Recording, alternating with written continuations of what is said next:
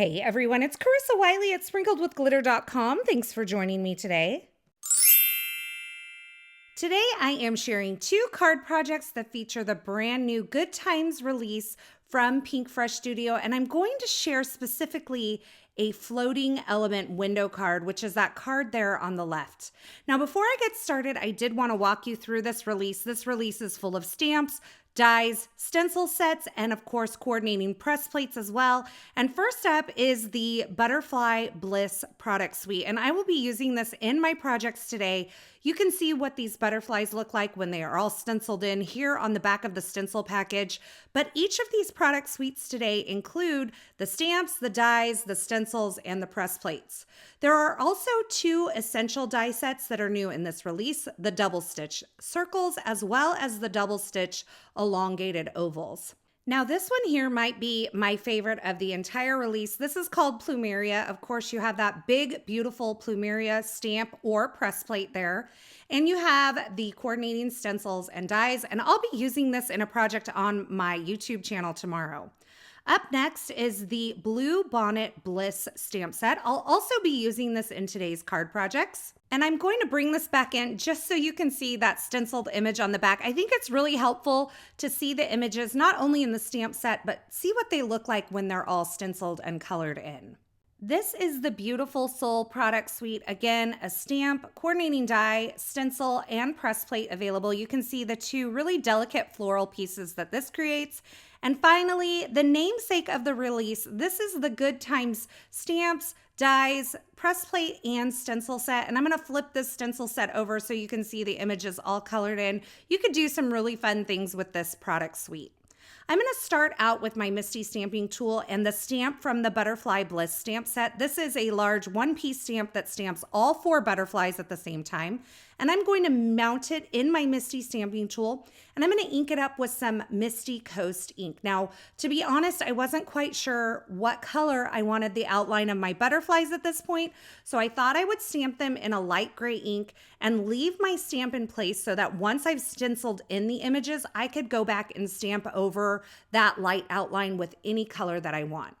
So you can see I'm actually going to stamp 2 sets of these butterfly images. I'm just rotating my paper 180 degrees, inking up in the Misty Coast ink again, and stamping a couple of times to get a really nice solid image. I also thought these butterflies would look really beautiful on some vellum. So I am adding a piece of vellum into my Misty stamping tool, and I'm prepping the entire surface with my powder tool. I'm going to ink up my stamp using Versamark ink, and then I'm going to stamp onto the vellum with that Versamark ink.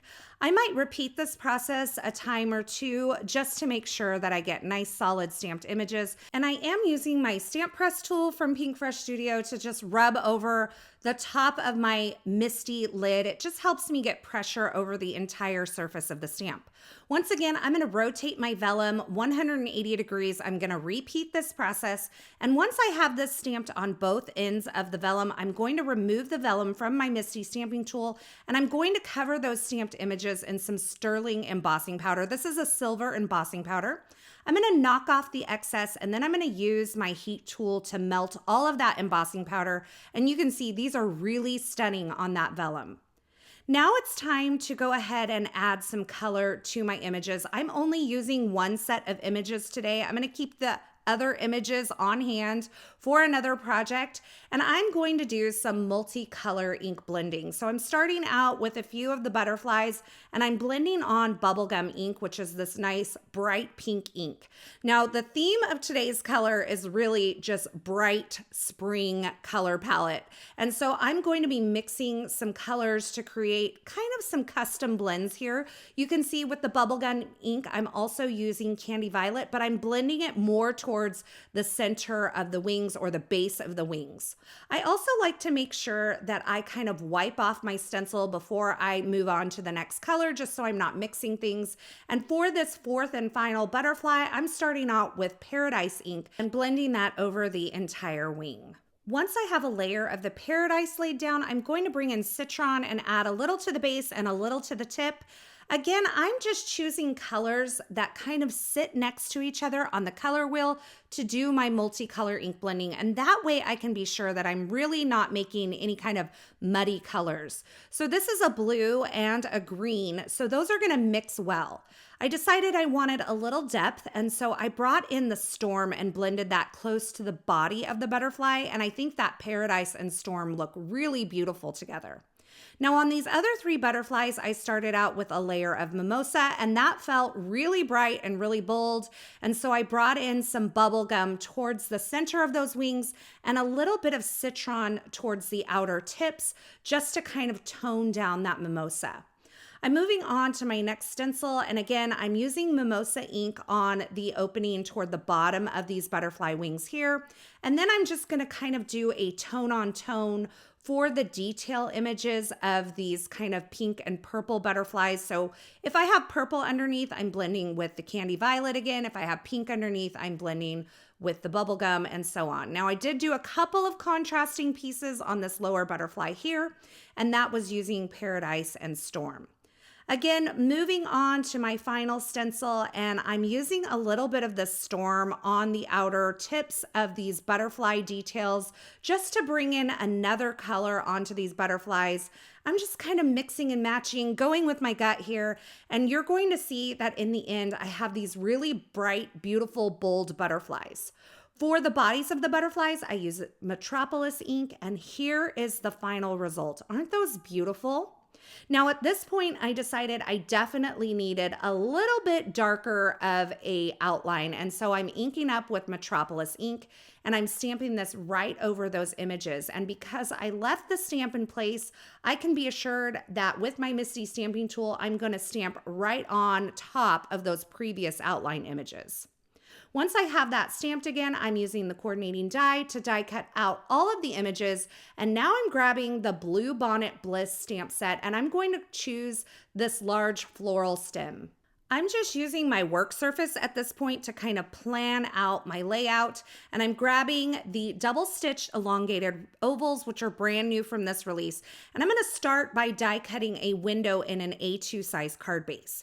Once I have that window die cut, I'm taking a second A2 size card base and I'm lining this up on what would normally maybe be the back, but it's kind of opposite because I'm creating a tri-fold card here. So instead of stamping on the right side of this card, I'm stamping on the left side of this card, and this is going to make more sense here in just a bit. I'm stamping in a dark gray ink, and then I'm going to lift this from my Misty stamping tool and fold it. So you can see it's actually on what would normally be considered the back or on the left side of that score line. So now I have my card base with the window, I have my card base with the stamping, and I've also die cut an A2 size card front with that same elongated oval window.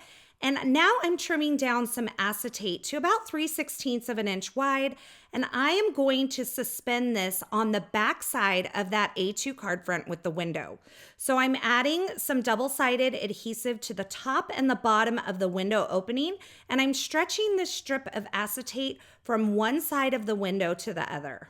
This is going to create an opportunity for me to kind of suspend that butterfly, but have the mechanism or the place where it's suspended a little bit concealed. Now, can you see the acetate? Absolutely, you can see the shine of it.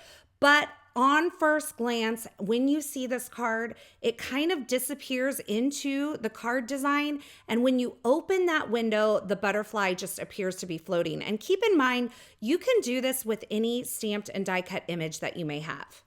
I added some foam adhesive to the back of that A2 size card front and added it to the card base with that window opening, making sure that those windows were aligned. And then I trimmed off the excess.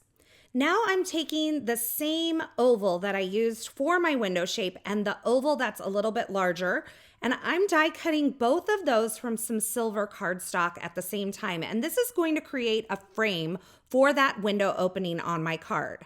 I'm adding some liquid glue on the back side of that, and then I'm going to adhere it where it fits right over the window opening. And now that I have my frame in place, I can go ahead and adhere my butterfly. To do that, I added some liquid glue to that acetate strip and then I positioned my butterfly. Once the butterfly is where I want it, I'm going to flip this over and I have a second butterfly die cut that's die cut from some plain white cardstock. I'm adding liquid glue all over the front and then I'm going to sandwich that acetate strip right between my two butterfly pieces. And that's just gonna keep it really nice and clean looking on the back. I'll add an acrylic block over the top to make sure that that sets up nicely. Now I decided at this point, this card, let me just tell you, it was a total journey. I struggled with it, I'm not gonna lie, but I was not loving that silver frame. You can see I tried to fix it with some ink blending. I didn't love that, and so I die cut another frame. This is from some Stamp Market Sea Glass cardstock, and I decided I wanted to bring in some of the colors of the butterfly. So I created some 1/4-inch strips of colored cardstock with my trimmer, and I'm adhering them onto the frame. And I wanted this to have that same double stitched edge as my frame. So what I'm going to do is once I have the strips in place, I'm going to reposition the large elongated oval over that frame, run this through my die cut machine again, and this is going to add that double stitched line over the place where I just adhered my strips. Then I'm going to trim off the excess from the inside of that, and then I have just this little tiny accent of colorful strips on this really adorable frame. I love this so much more, and that just really sealed the deal for me. I knew from then on where I was going with this card project. I stamped the sentiment "Hello Lovely" onto some white cardstock using some black pigment ink. And again, I'm doing the same technique where I'm adhering the sentiment to the acetate strip.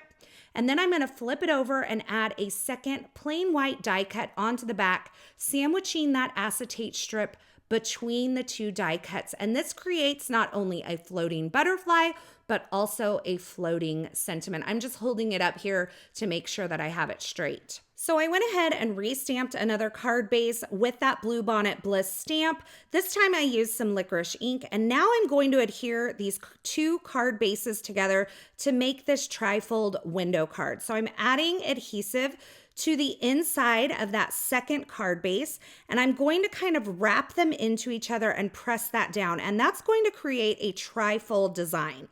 Then I'm going to take a leftover oval that I had from all of my experimenting with this card, and I'm going to adhere it on the inside of this card. So I have some tape runner adhesive on the back. I'm lining it up with that front window and pressing it into place. I then added some clear droplets to embellish this card, and that finishes off card number 1, a trifold window design featuring some floating elements. I think this is such a fun design, and I love the clean and simple modern look of this card with those little stripes on that outside frame of the window. I think it's just absolutely stunning. Keep in mind, this is a really fun way to use any stamped and die cut image. You can do this with things you already have on hand. But when I saw these butterflies, I knew I had to make them float. So now I'm moving on to card project number 2, and I'm using this Floral Field die set, which is from a previous Pinkfresh Studio release.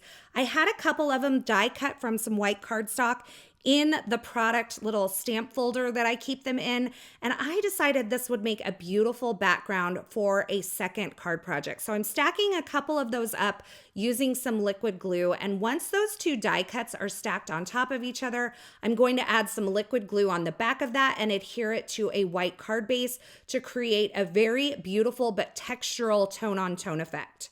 You can see I've already adhered a few of my butterflies, both the heat embossed vellum butterflies and the colorful stamped butterflies, onto that oval that was created when I created my frame. And I'm adding this onto my card base using some foam adhesive so there's some dimension. I also have that Hello Lovely sentiment, which I did hot foil using the Butterfly Bliss press plate for this card project. I also added a few of those clear droplets to give it a little bit of shine, and that finishes off 2 card projects featuring the brand new Butterfly Bliss product suite from Pinkfresh Studio, part of their Good Times release. Now, this video and these projects are a part of a blog hop that's happening today celebrating this brand new release. There's a lot of prizes up for grabs, so if you want information on that, be sure you head on over to my blog. I'll have a link to my blog post in the YouTube description below so that you can enter to win one of 10 $50 Pinkfresh Studio gift cards. As always, I will have links to the featured products used in these projects in the description at YouTube. So if you're looking for something in particular, you can check there. You can also head on over to my Instagram. I'll be sharing more inspiration from this release over there this week, including a brand new video tutorial tomorrow. So be sure you kind of stick around here, turn on your notifications, and don't forget to subscribe here to my YouTube channel so you don't miss any of my card making, paper crafting, and live stream broadcasts here. We have so much fun during our live streams. Thanks so much for stopping by and hanging out with me today. I'm so glad you're here. I hope you enjoyed these projects. I hope you enjoyed this video.